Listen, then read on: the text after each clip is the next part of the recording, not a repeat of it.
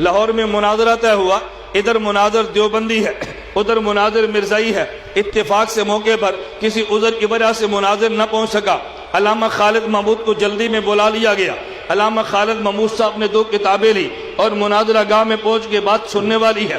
مرزا قادیانی کا چیلا موجود تھا، علامہ خالد محمود نے ازالت الاوہام کا حوالہ دیا۔ مرزا قادیانی کا مناظر کہنے لگا، علامہ صاحب تم نے شرطیں نہیں پڑھی، تم نے شرطیں نہیں پڑھی۔ اب علامہ صاحب نے شرطیں پڑھی تو نہیں تھی، وہ تو اچانک آئے تھے، اگر کہہ دیتے نہیں پڑھی مخالف تالی مارتا، جاؤ پہلے شرطیں پڑھو پھر مناظرہ کرنا، یہ دیکھایا مناظرہ کرنے کے لیے۔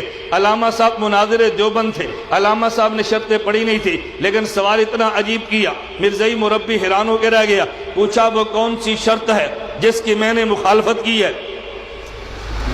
نہیں سمجھے، وہ کون سی شرط ہے جس کی میں نے مخالفت کی ہے؟ اس نے کہا جی شرائط میں لکھا ہے، بات قرآن حدیث سے ہوگی۔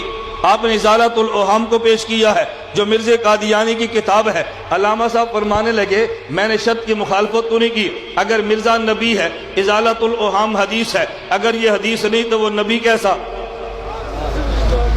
اگر مرزا قادیانی نبی ہے تو ازالت الاوہام حدیث ہے، اور اگر یہ حدیث نہیں وہ نبی کیسا؟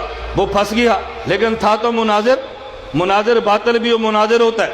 اس نے پینترا بدل کے عجیب حملہ کیا جس سے نکلنا دیوبند والوں کا کام ہے، عام بندے کے شاید بس میں نہ۔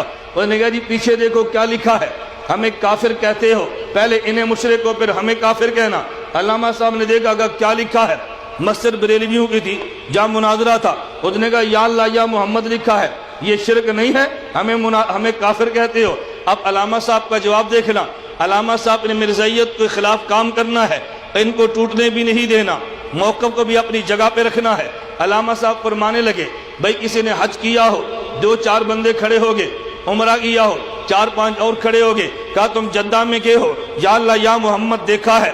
کہا جی نہیں دیکھا۔ مکہ مکرمہ میں گئے ہو، یا اللہ یا محمد دیکھا ہے؟ کہا جی نہیں دیکھا۔ مدینہ منورہ میں گئے ہو، یا اللہ یا محمد دیکھا ہے؟ کہا جی نہیں دیکھا۔ علامہ صاحب نے کہا مسئلہ صاف ہو گیا، ایک یا عربی والا ہے ایک یا پنجابی والا ہے، اگر یہ یا عربی والا ہوتا تو مکہ میں لکھا ہوتا، اگر یا عربی والا ہوتا مدینہ منورہ میں لکھا ہوتا، اگر یا عربی والا ہوتا تو جدہ میں لکھا ہوتا۔ یا عربی والا نہیں ہے، یہ یا پنجابی والا ہے، انہوں نے لکھا ہے یا اللہ نو مننے یا محمد نو مننے، تیرے پیو مرزے نو نہیں مندے۔